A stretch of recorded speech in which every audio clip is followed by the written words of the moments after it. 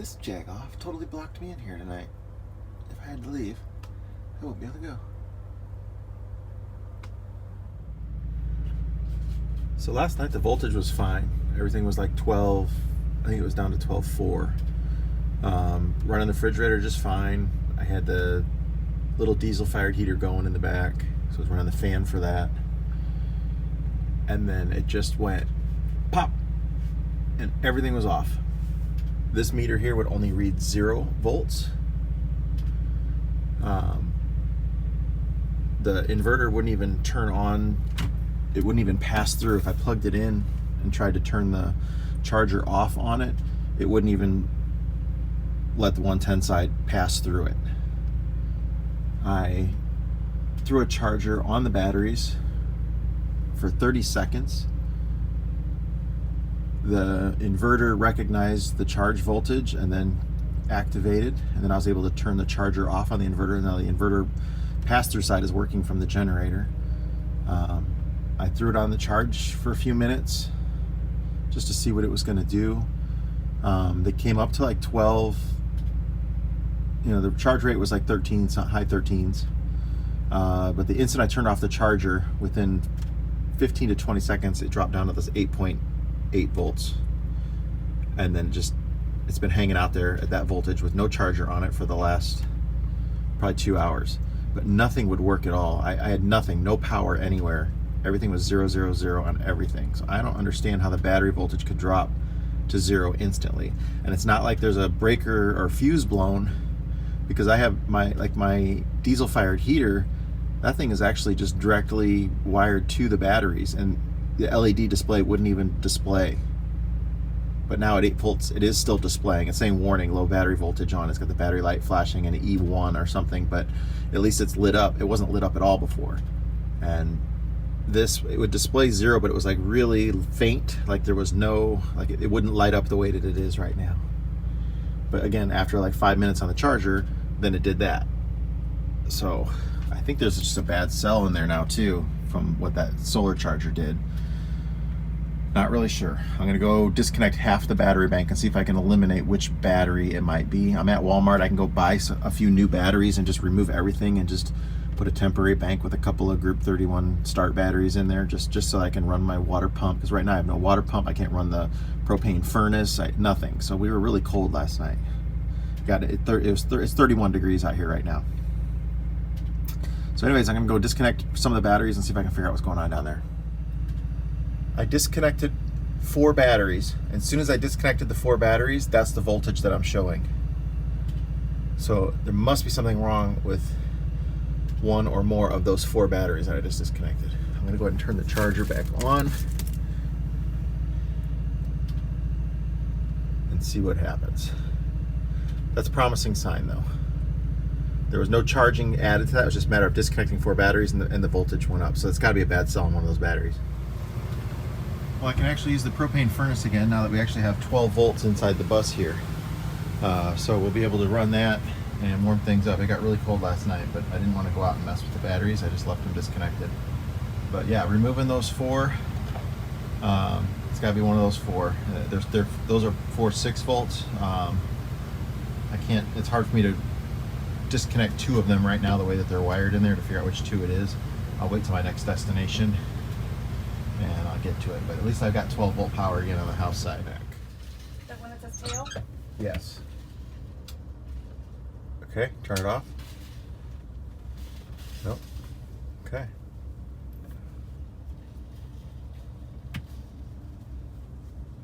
It instantly drops to 2, so it's got to be those batteries. I don't know.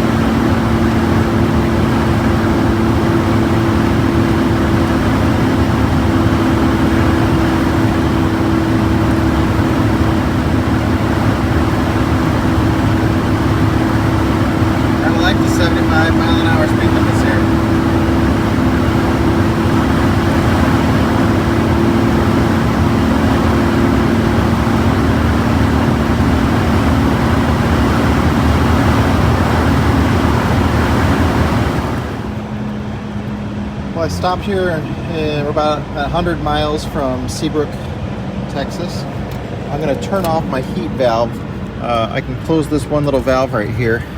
That's going to turn off the coolant that goes to the heater cores inside. I was getting a little too hot up there, even though the blower motor wasn't on. I still get cooked up there. So by closing this, it'll stop the engine coolant from circulating through the heater cores up front. We stopped here for about 2 hours to rest. I disconnected 6 batteries from my house bank this morning, and at first I didn't think it was going to work that way, but those 6 batteries got charged by the alternator all day, and then it did pretty good on the 2 hours that we were here. The battery bank, it's at 12.6 right now. There we go. And it ran my refrigerator and everything for 2 hours. So hopefully those batteries that I'm now on will be okay. I see my fuel filter is getting close to being plugged up too. I got three holes left on there before it gets up to the top. I do carry a spare of those.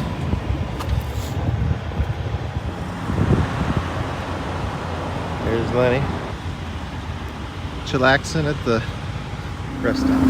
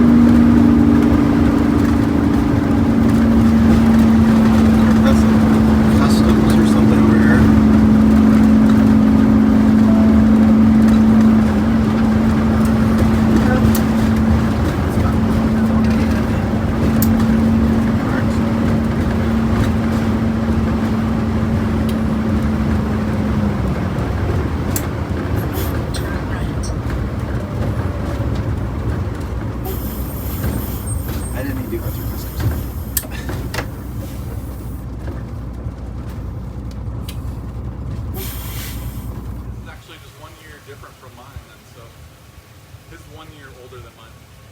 Look how cool that is. Lenny meeting up with one of his old buddies. He does, yeah.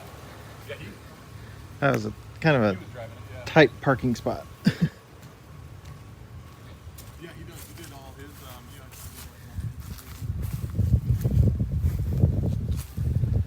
This is gonna be our project. Check.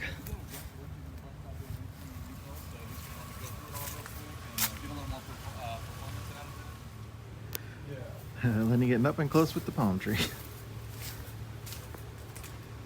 In the building.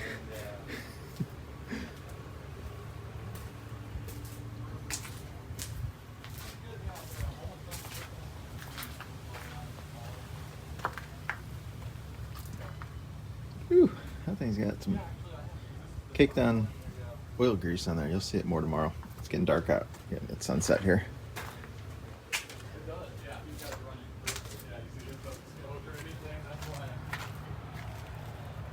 And your wife here, go ahead. My name's Greg, and this is my wife, Carrie. Here's Carrie over here.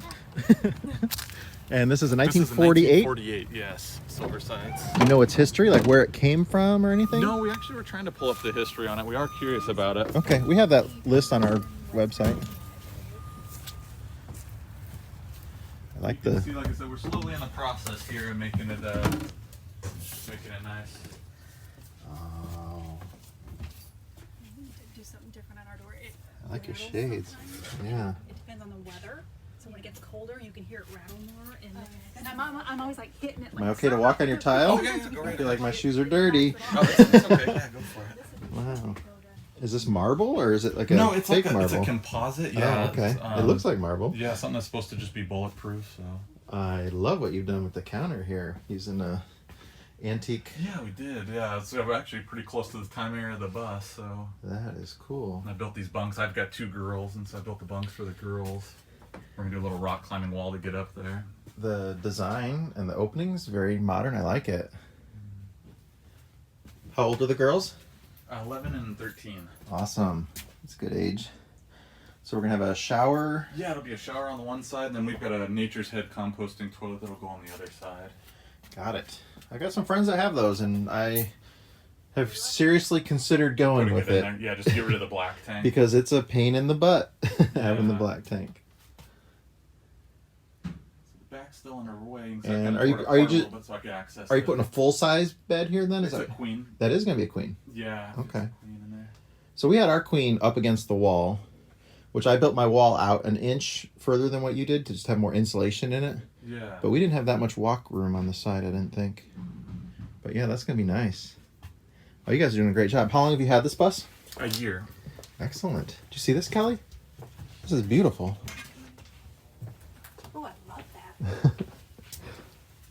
Yeah, this thing's a slide out bed too. This thing here will slide out and the cushions fold down Oh, too. wow. So, and then all our water's underneath. I've got 100 gallons of fresh water and then 150 gallons of gray water underneath. We just finished plumbing the whole thing. And we're gonna try and run everything without propane. We're trying to keep it everything electric. We want to do solar on there and then cook with the Instapot and Yeah, induction that's- cooktop. That's what we've got, yeah. Okay, But we do awesome. have propane furnace, but now that we've got that little diesel heater too, I'll probably end up putting another one of those diesel heaters That's in. exactly. Was it one of like the Chinese Uh-huh. diesel? Oh, yeah. That's exactly. Yeah, what we're looking at. 150 bucks and it's amazing. Yes, that's exactly what we're looking at. Yep. I've No. thought about using it for my VW Bug too. I wasn't sure the size of it if it would fit in the It'll front. fit right in there. Oh, Yeah, it's half or a third of the size of my. Oh, tiny. Okay. Yeah, my Volkswagen thing has one of those S-bar heaters in the front, and this Yeah. is like a third of the size of that, so it would Okay. definitely fit. Yeah, we spray foamed the whole bus once we stripped it all down. Spray foamed everything and trying to get the R factor as high as we could. So they've removed your. Are you going to plan on hooking this ductwork back up I here? did want to hook the You heaters you back really up. should, because your defroster. I don't have defroster now because on mine they cut all that off, and Okay. it sucks not having it. Okay. So at least put some kind of a blower or a fan in there. Like I have a bilge fan that Yeah. I in mine that I mounted in one of those, a tube like that, so I can push Okay, air that'd be forward. perfect, like a marine fan. Yeah. Okay. Just something to get airflow down on that windshield. Yeah. Which I doubt you're going to be driving in a lot of cold weather. Yeah. No.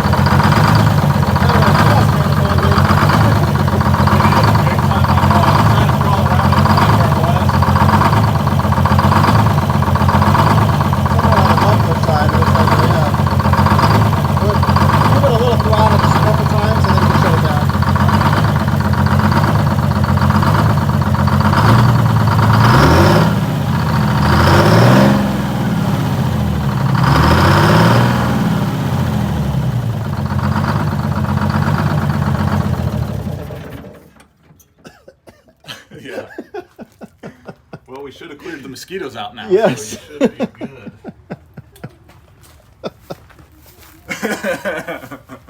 That's hilarious. I got up there too. I sprayed, a matter of fact, all the exhaust bolts. I climbed in through the back and sprayed them all with penetrating blaster out. So I was hoping good. we could save ourselves. That is the most ridiculous trailer hitch I've ever seen, by the way. It is ridiculous, isn't it? And the amount of thick caked grease on your engine is incredible. Yeah, it's wild, isn't it? The only leak that I really found was this thing. That oil pressure gauge right there. Yeah. That's the one thing. It looks wet. A little bit wet over here, but not like it is. Yeah. Yeah. Yeah, because I sat here and watched it for a while. Yeah. The electric fans on the radiator. You might want to get a couple more fans if you're going to go electric like that. And are those sucking through or blowing through? I think they're sucking through. I removed off. This guy had this nifty hood scoop on here, so. Okay. Well, I'm like they're supposed to go through, so.